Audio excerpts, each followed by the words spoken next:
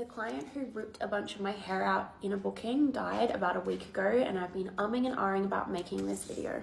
If you've been on my page for a really long time, you'll probably remember the story of this client. So it's about 8 months ago now that I saw him. At the time, it was my very first time going on tour, and I was through Sydney. He was my second client, pre-booked, but he was actually the first client. I saw the client before him, no call, no showed. And this client actually extended half an hour because he felt bad that that had happened. I saw no real red flags with him during the booking. He was on substances and actively using them during the booking, being Santa's dandruff. However, he seemed relatively harmless, and in the industry, this substance is something we encounter all the time. He was a friend of an industry peer, so he also came with a great recommendation.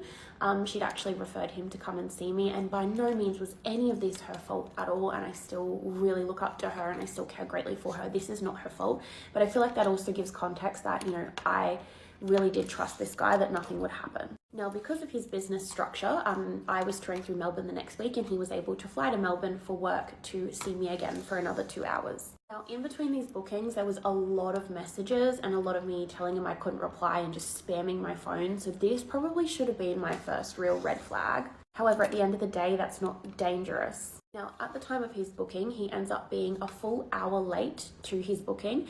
And I was obviously pretty pissed about that. I mean, you know, we're running on a schedule, and I understand people being 15 minutes late, but being an hour late and not giving notice is already rude. Honestly, when it's someone you've seen before and you've had a good experience with before, you generally kind of let these things slide a little bit. Now, he came in, he had beverages for us, he was doing that same substance again. All in all, seemed pretty good at the start. I was happy to see him again. He decided he wanted to show me his favorite Korn movie. Now, this Korn movie was very, very graphic and detailed a woman saying no, no, no to a group of businessmen at a board meeting. It was kind of like a corporate setting, and she worked there and she was being assaulted in this scene. He said to me his greatest fantasy was to marry a worker like myself and use them in order to secure these great big money business deals, which, I mean, the fantasy is not hurting anybody.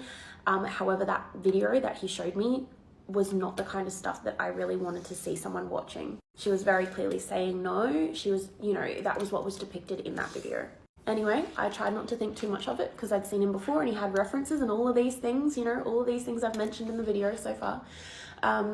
So we go into the room to do the service. Now, he was my last booking of the night. He already knew that. We'd spoken about that.